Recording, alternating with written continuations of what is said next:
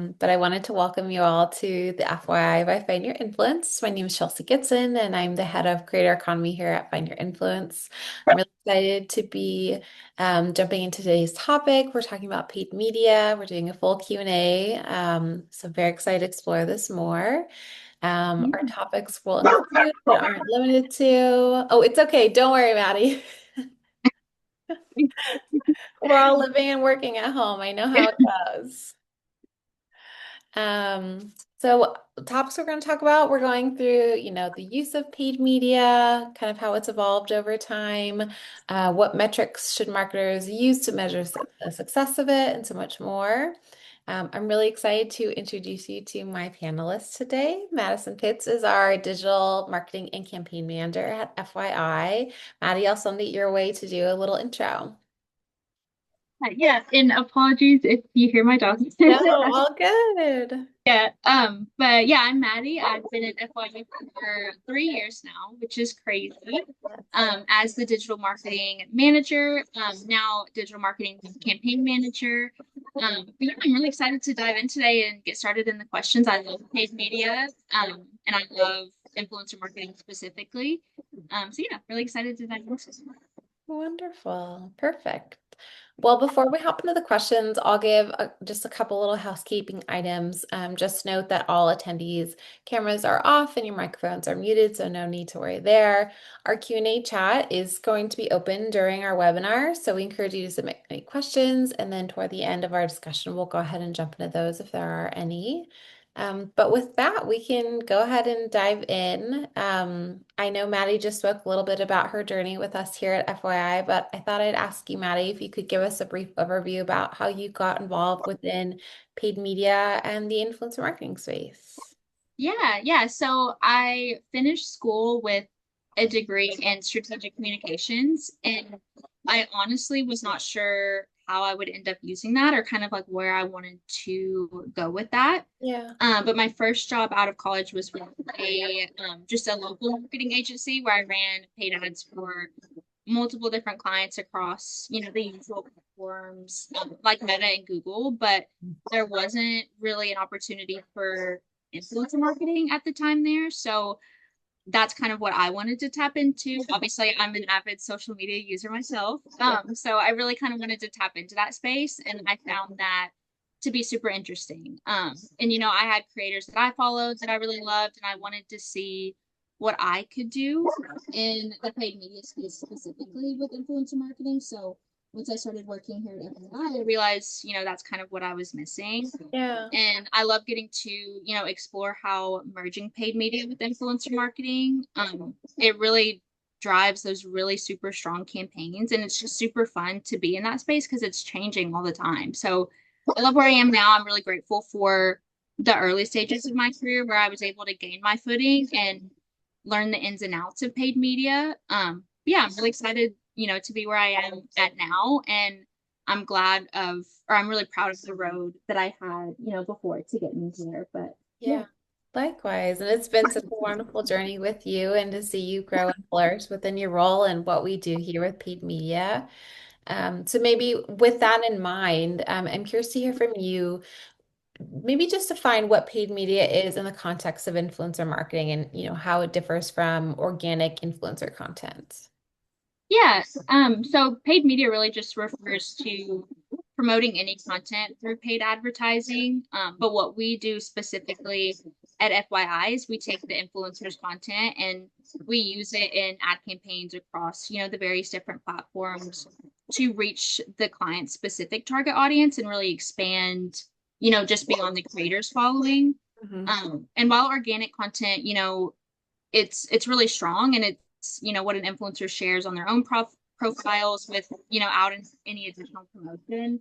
Yeah. Paid media is controlled by us, and we can use our own testing and optimization capabilities that wouldn't be available without putting paid dollars behind it. So a huge part of what we do with paid media is still staying true to the organic nature and the honest feel of an influencer's content, but extending the reach outside of their organic following and reaching people that would have never maybe even seen it in the first place. Right. So that's what's really exciting. Yeah, I had a follow-up question, but I feel like you just answered it. I was curious to hear, why brands should consider utilizing paid media rather than just relying on the organic reach, but you really just said it. Yeah. And it gives the opportunity to reach an audience that's outside of what the creator has already built, and then um, just be able to, throw a wider net out there. But if you have anything more, please add. Yeah, yeah. So really by putting paid media spend behind the same content that our influencers are posting, we're Mhm. able to reach people that may not have seen it otherwise. Yeah, I think we all can kind of recognize that social media is super crowded these days. yeah, And we want to avoid just getting lost in people's feeds. A lot of times, even the followers that our influencers have, maybe not all of them are going to see the content. sure. So with paid media, we're able to get in front of more people and also really narrow down what we want to target. So we can target based on location, interest, ages, Yeah. um, even like the activity that people have on Yeah. different sites, whether it's the brand sites, things like that, what kind of actions they're taking. Mhm. So, I mean, I think at the end of the day, why not get a better return on investment by getting that much more exposure Mhm. on the content that our influencers have already created? You know, it's amazing. Why not use it for to get more to reach out there? Yeah. No, I agree. Again, you're just tying into all of my questions, but I feel like you really just spoke to like, those key benefits. Like you said, there's so many different Mhm. things that you can target with paid media. And because of it, you're just, like you said, making your dollars work harder for you. So I know that that's what we like to do here at FYI, and what I think many marketers who are in the space like to do as well. They're always trying to push, their content a little bit further, push those dollars out there a little bit more, because the benefit always is gaining more exposure and then Right. potential ROI as well. Yeah, yeah, totally. So it's really just kind of building on what they already have to be able to reach, Yeah. the full potential of the campaign. Yeah.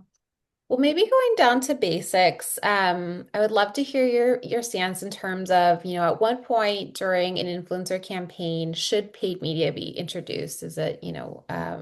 right as it's launched? I know that, there's dark posting options. I mean, there's a lot of things that can happen, but at what point would you recommend that someone starts pushing paid media?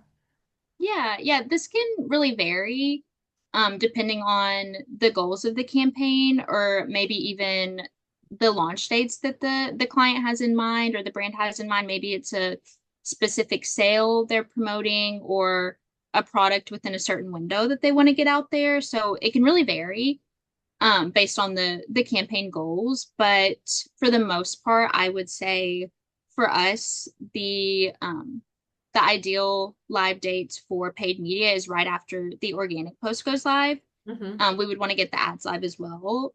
We want to make sure the organic posts kind of start the conversation and get in front of their influencers, or I'm sorry, the influencers' followers. Sure. And then we can start layering in the paid media to really ramp up the performance. But we want to let the organic really shine, and then we get our paid media live to really boost it out there. Yeah. No, that I feel you there. And just getting to work with you often enough. I've loved to see just how you handle that over time. And you said something that I think is so insightful, but just to let that organic content start the conversation and then let it be Yeah, pushed out further. I think that's a really great way to go about it. Being authentic, I think, is such a bit of a buzzword, but also something that's very important to where we are in the space right now totally. within influencer marketing. And I think that even lends it, better to paid media in terms of we're still starting the conversation organically and authentically, but then we're pushing it a bit further. Totally. Yes, absolutely.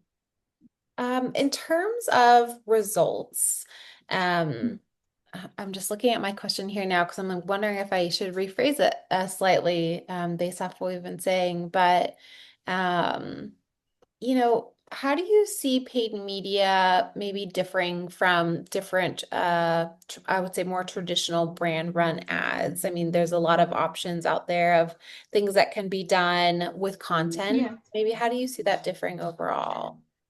You know, Honestly, from what I found when we're boosting influencer content through ads or paid media, it typically performs better when it comes Yeah. to building engagement and trust. Mhm. So I think obviously maybe the biggest difference is that influencer content feels more real and relatable, and it's not overly polished or super salesy.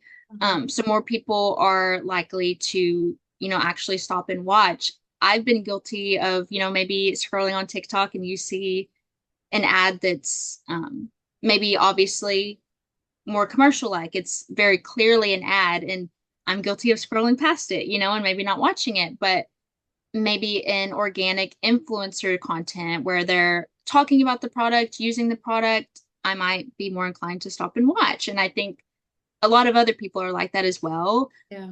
And don't get me wrong, traditional ads are still, that's very important to brand growth and recognition. We want to have that already built, Mhm. but I think influencer content just kind of brings in that extra layer Mhm. of human connection that can resonate with a large number of people, especially young people, I think, too, Yeah, that absolutely. have been maybe become desensitized to a bunch of ads. They see them all the time. Right.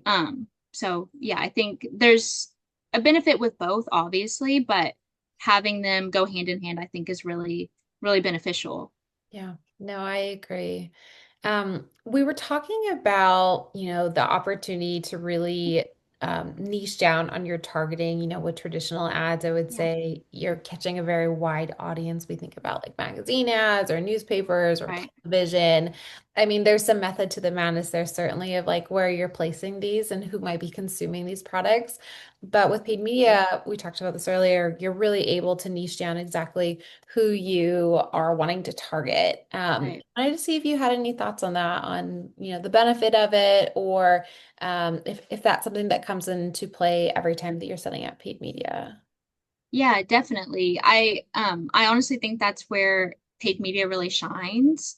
Because influencers are already great at creating content that's for their specific audience. Yeah. They spend so much time nailing down what their audience likes to see from them Mhm. and what they trust them on. That's really kind of the bread and butter of what they do. They want to connect with their audience and they know what they want to see from them. Right.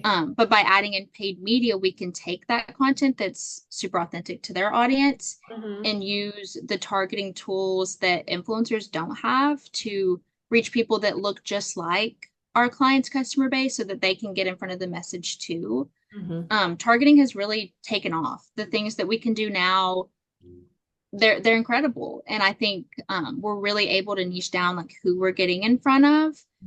It's getting better and better at that too. Platforms like Meta and TikTok and Google have really excelled in that. So we have that authentic content that got in front of the influencers audience that they've really niched down, but then we're also able to take who the client wants to get in front of and narrow that down even more to make sure that it's getting in front of them too. Right. You were talking a bit about like lookalike audiences, and I know there's the opportunity to utilize the audience data that a client already has. I wanted to Yeah. see if you had a preference or thought maybe one way was maybe more preferred than the other in terms of utilizing an influencer's own audience or creating that lookalike audience to utilize while running ads. Yeah, that's a really good question. And honestly, I feel like I've said this a lot, but it does depend Yeah. on the campaign and the brand's target audience. So when we start running a paid media campaign, we want to hear from the brand exactly what their audience typically looks like, Yeah. who's, looking into their product, who's their product or service, whatever it is, what their typical customer looks like. Mhm. And we want to know if they're wanting to maybe branch out from that. Are they wanting to get in front of a new set of people, appeal to maybe a different layer of customers that they haven't really reached yet, or maybe they have a lower number of? So oftentimes there already is a bit of an overlap between the influencers audience and the brand's target audience because Yeah. the brands, are picking the creators they want to work with based on how much or how authentic they can be in regards to what the brand is trying to get across. So there's going to be a bit of an overlap there. Especially like with beauty influencers, working with makeup brands, Mhm. their audience is already going to kind of have, an overlap. Yeah, an Um, interest in the product or the brand already. right, Like, right. So that's kind of where lookalike audiences can come into play, because we're able to use the data that we already have from the brands and like who they're wanting to target, what the influencers audience already looks like, and we can kind of build from there yeah. and set up our own lookalike audiences or even our own standard audiences where we set them up ourselves. So oftentimes, like the best approach is to mix targeting styles. We want Yeah. to try to get a little bit of both, and then optimize from there based on how they're performing while keeping the brand's wants top of mind, like who they're wanting to get in front of. We don't want to lose sight of that, but I think having the different targeting styles mixed in can really help us get in front of as many people as possible and get in front of the right people too. Right. I think that's really important because oftentimes I think you might go directly to who you think might be your ideal customer or potentially not even want to utilize creator's own audience space because you Mhm. feel that your customer you've already, built upon is the perfect target. But like you said, it can differ and it sounds like there's a lot of opportunity there to kind of mix and match and play and figure out what works best. I mean, there is Yeah, I would say an algorithm to probably what works best for each client or what you're trying to pull in, whether it is conversion based or engagements or whatnot. But sounds like the best advice is to always kind of play around and not yeah. limit yourself to just exactly who your own audience is. Totally. You probably know this about me, but I am a huge advocate for split testing. As much testing as we can do, the better, because that's where we can really figure out what works for a client. We can get them the best results possible. Because if we didn't have that test, we wouldn't know. Right. So I am always a huge advocate for that, for sure. Yeah, no, that's really important. I appreciate you sharing that. Yeah. Um, well, talking about, brand's own audience or even an influencer's audience themselves, when we're running paid media, there's definitely usage rights that are involved. I wanted to see if you had any thoughts in terms of about, whitelisting content and the usage rights the brand may have in terms of the content that they're having created from the influencers, if there's anything that they should be knowledgeable of or be aware of when creating those ads because of those rights. Yeah, I think obviously influencers should know upfront that their content is going to be promoted with paid support. Absolutely. Um, but we also, need to kind of outline how long the content will be used Yep. for, where it will be used, because I think transparency is obviously that's crucial for having the strong influencer relationships. Right.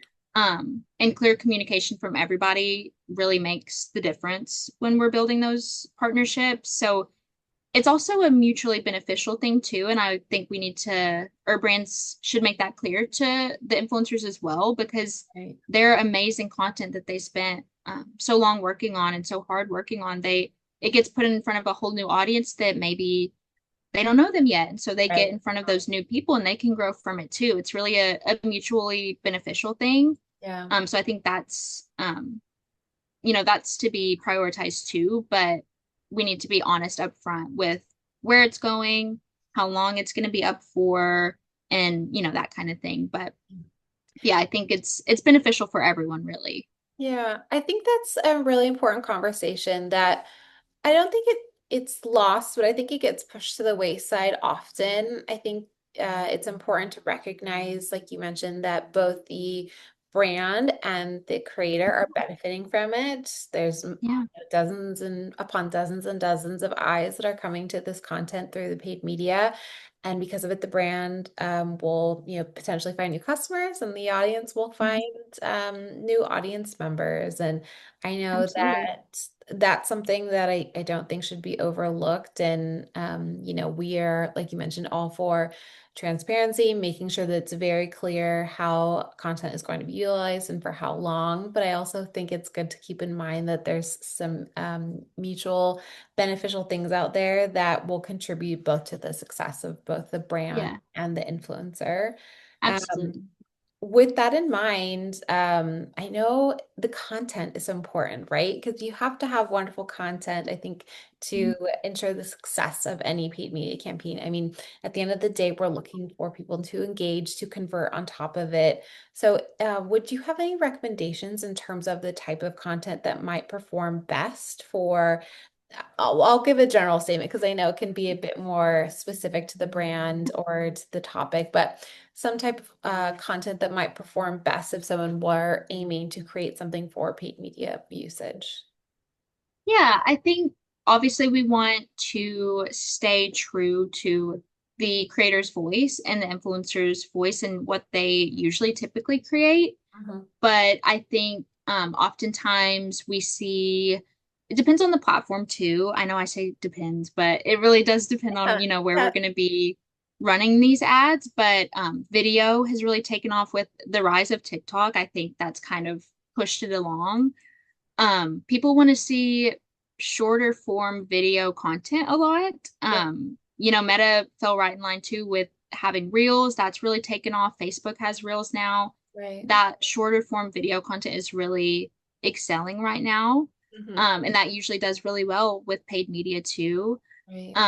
But I think we want to stay true to the influencer's voice. If maybe they don't do a lot of short term or yeah, shorter video content, we don't want to necessarily push that if they don't use it. So depending on the brand, who they're wanting to get in front of too, if it's a younger audience, we may really push the video content, but if it's maybe just a broad audience, I think having a mix of all the different content Yeah. styles can really help because we're able to test there and kind of figure out what works best. And maybe one platform, video really does super well. And then maybe on another platform, static or carousel ads do really well. So we kind of want to get a feel for all of it if we can, Yeah. and really test on each platform and each video or not video, but each ad style Right. too. I have a couple of thoughts just based off of that insightful piece alone, but one of them being, so when someone is having content created, we'll say, obviously it's for organic posting. Not obviously, sometimes content is only created for Mhm, UGC or paid media usage, and some is mhm. created for both. So let's say someone is creating organic content, and then the idea is that it'll be utilized for paid media.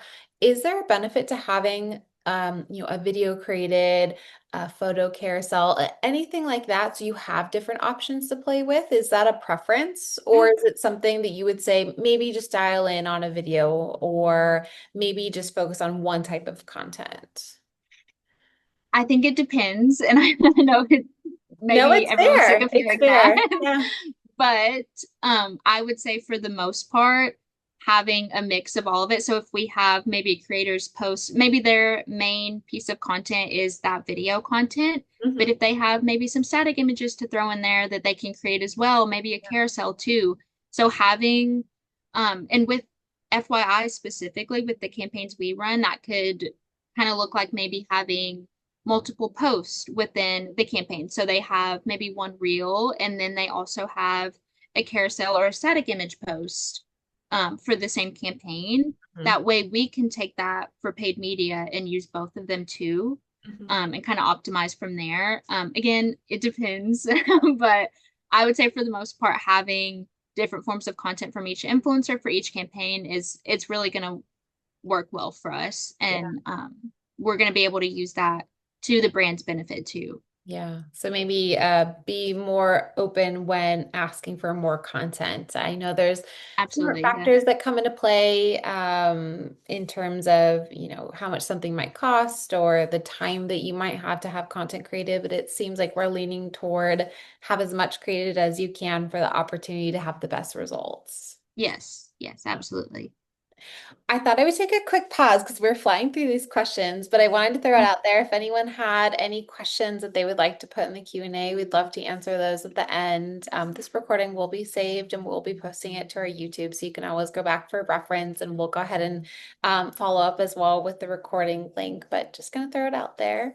Maddie, no, this is what's on the script, but it was based off of something that you just shared. In terms of TikTok and Meta. I know personally here at FYI, we play in both spaces quite often, and I think that there's a big difference in it. I think it depends on the client, it depends on what we're doing, but do you see, maybe not do you see, but maybe what's the benefit of each? Maybe a short overview, the Mm, benefit of using Meta or TikTok. Because I know, again, one might perform better depending on the client, the audience that they're right. looking to target, the creator, whatever it may be.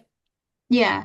Honestly, I think it boils down to audience criteria. Yeah. Um, and I think oftentimes too, a lot of people maybe mistake TikTok as a younger platform, and it is.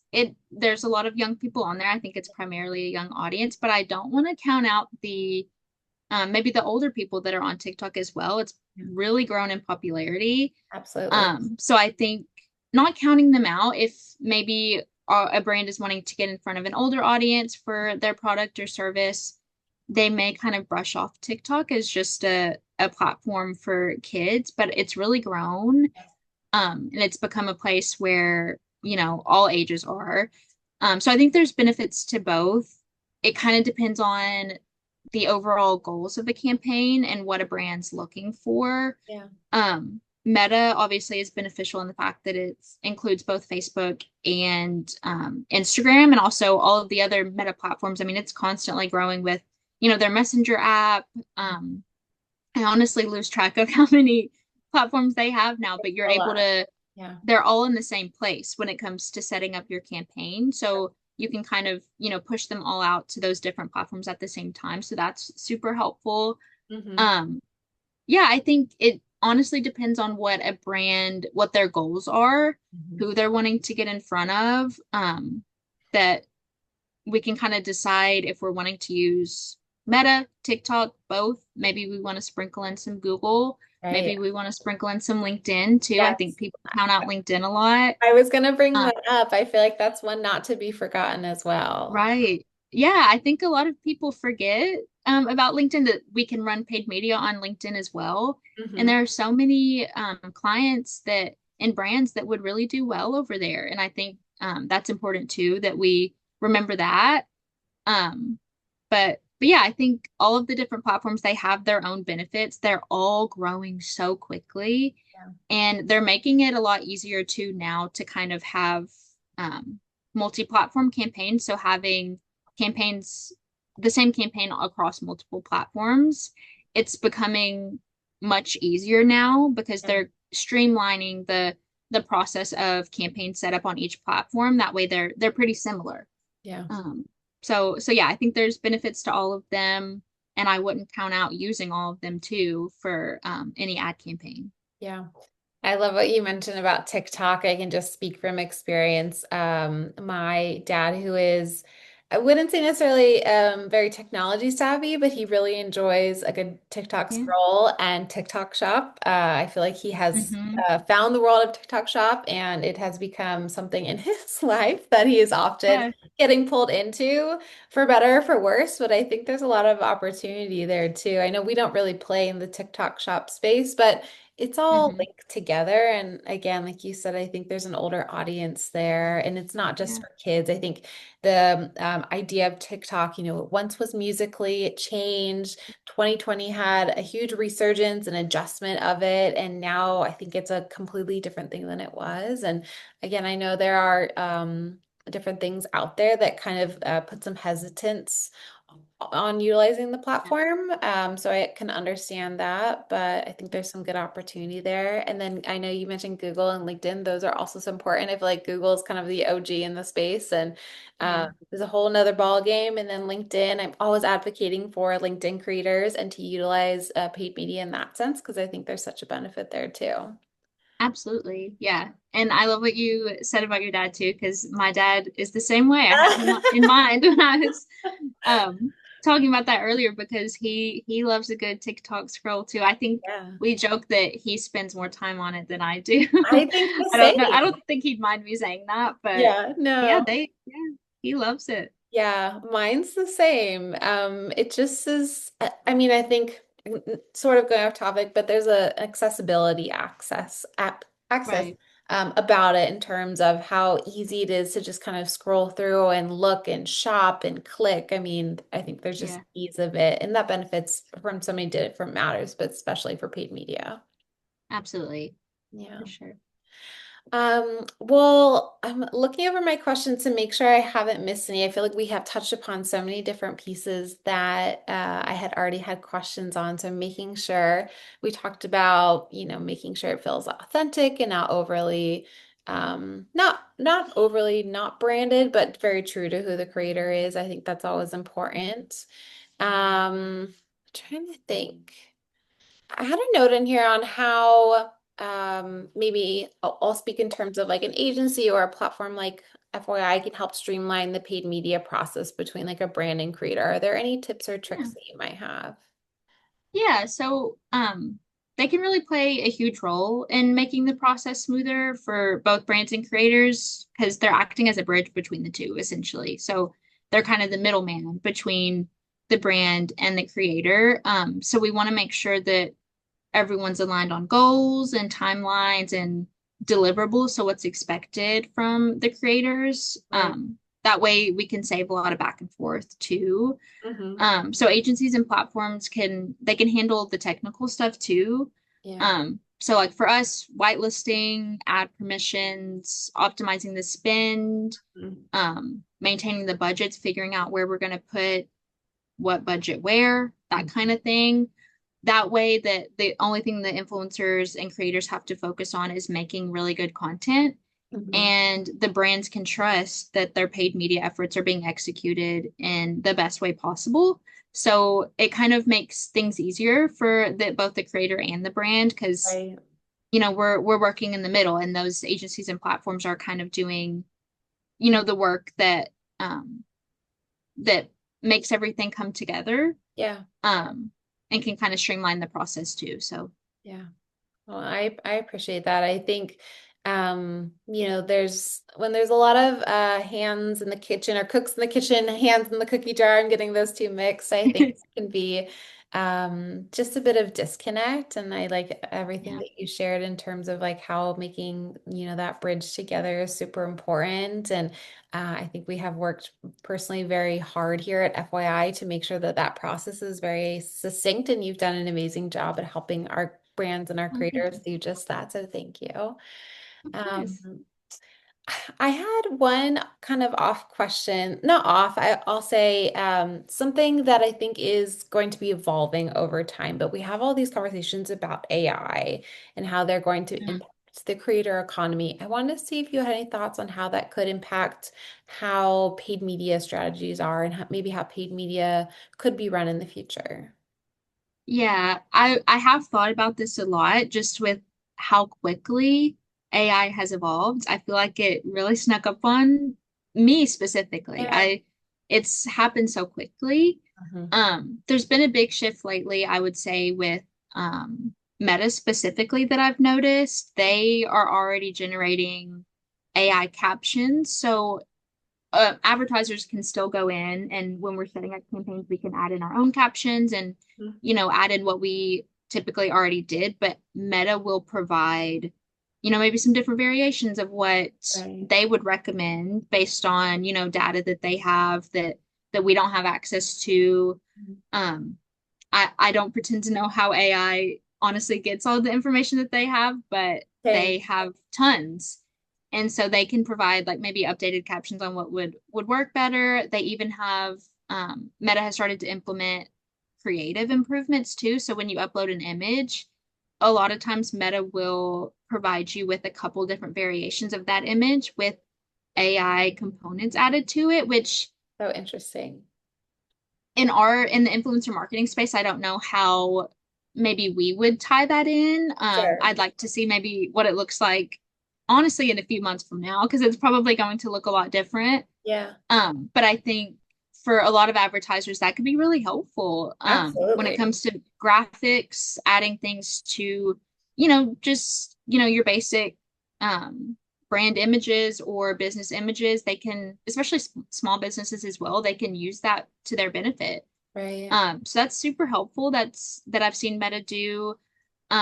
I'm starting to see more of a shift, and I think this will grow a lot over the next few months and years. But automation when it comes to campaign management, Right. so that would be honestly from setting up the campaign start to finish to moving the budget around um, automatically. So that can be super helpful having the real-time budget adjustments that we don't even, as marketers, we don't even have to touch. We can trust AI to do that for us. I don't know if I'm there yet when it Sure. comes to trusting AI. Yeah. Um, but I can definitely see in the future that, in the next few years that becomes a big thing. Hmm. And I'm sure, honestly, before we know it, it will be integrated in the entire campaign setup process from start to finish. But I think we're slowly starting to see it added.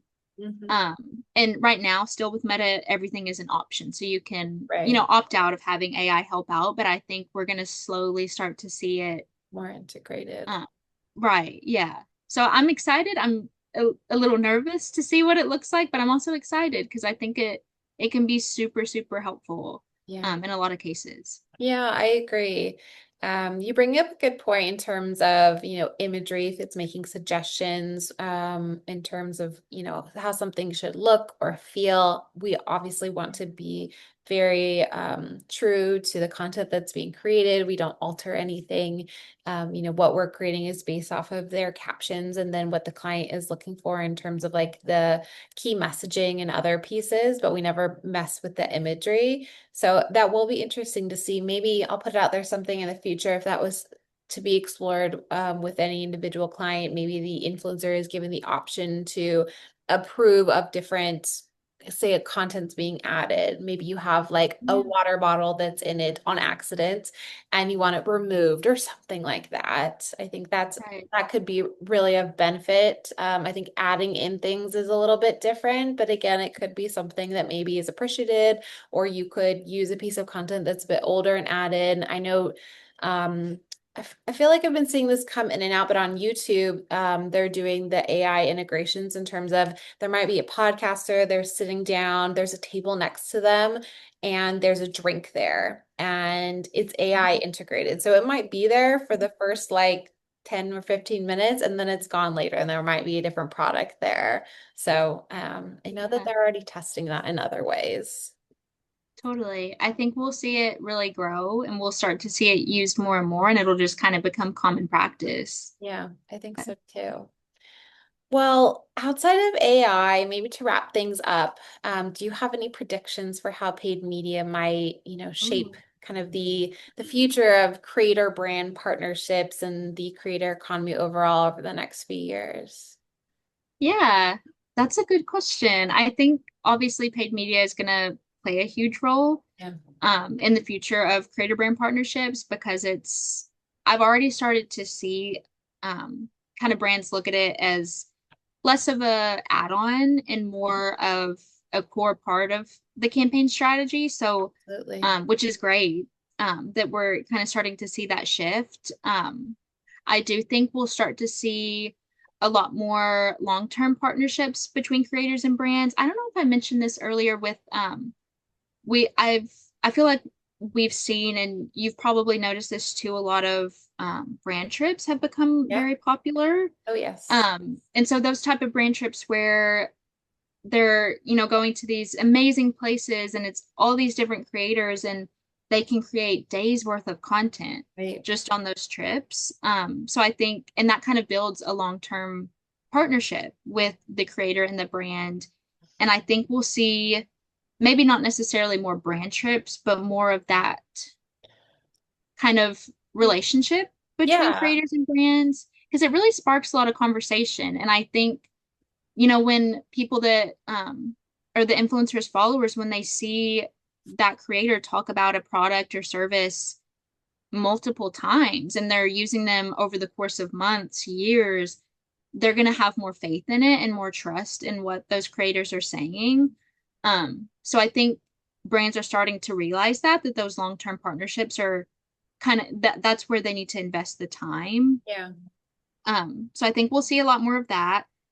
Trying to think, UGC, I know you mentioned that Yeah. earlier. I think that's gonna Go for it. take off quite a bit more. Yeah. Um, We but We had Yeah. someone come in the Q&A, and I only say this now because I think it's relevant to what we're talking about, but they were asking Yeah. about AI influencers and maybe utilizing that in paid Oh, media and in the creator economy, because I feel like that's been an ongoing conversation. I mean, I'm yeah. sure if an AI creator is utilized, their content can be used for paid media in the same way. Um, Yeah. I know we've been exploring that here for a long time in terms of Mhm. utilizing those individuals. I haven't personally had, well, maybe once I've had an experience with an AI creator, but I've had minimal kind of um, time with those individuals, I suppose. So I'm curious to see where that might lead us in the future, but I assume the paid media aspect might be very similar. Yeah. I honestly, I haven't worked with too many AI creators. I don't know exactly what that would look like, but I would be really interested to see how we could use that, Yeah. especially in the early stages when it's still so new and it's going to be quite attention grabbing, which I think could Yes. be beneficial Right. for paid media. So I'd be curious to see how that starts to shape paid media and if people maybe start using it and picking up on it and implementing it. That's a very good question that I would need to look into because that is super exciting. Yeah, maybe it's a topic for another webinar. I'll put it out there because I feel like I Yeah, could do more research on that area as well. totally. Yeah. Yeah. Well, Maddie, that was all of my questions. I know we had so much to cover, and you were so insightful and wonderful to learn from, and just appreciate your time. If there's anything else that you want to add, please do, but also want to be respectful of everyone's time here. But we covered a lot. I'm sure we could keep going on. And like I mentioned, this will be recorded and put up on our YouTube channel. So there's a lot of opportunity to take it in later too, in case you missed the beginning or wanted to revisit something. But wanted to thank you, Maddie, for your time today. It was a Yes. wonderful conversation, and maybe we'll do a part two later this year just to see how things have changed. Yeah, absolutely. And I'm sure things will have changed a lot by then. Yeah, So yeah, that's super exciting, honestly. But yeah, I had so much fun. I appreciate you for having me. I love talking paid media. Talk yeah. about it forever. But yeah, super fun. Yes, likewise. But we appreciate everyone's time today. You can find both Maddie and I over on LinkedIn. We'd love to have you join us there, and then we'd also love for you to continue the conversation over on our Facebook group. It's called the same, the FYI by Find Your Influence. We talk about all things influencer marketing there, not just general, FYI knowledge, but in terms of everything going on in the space. So we'd love to have you join us.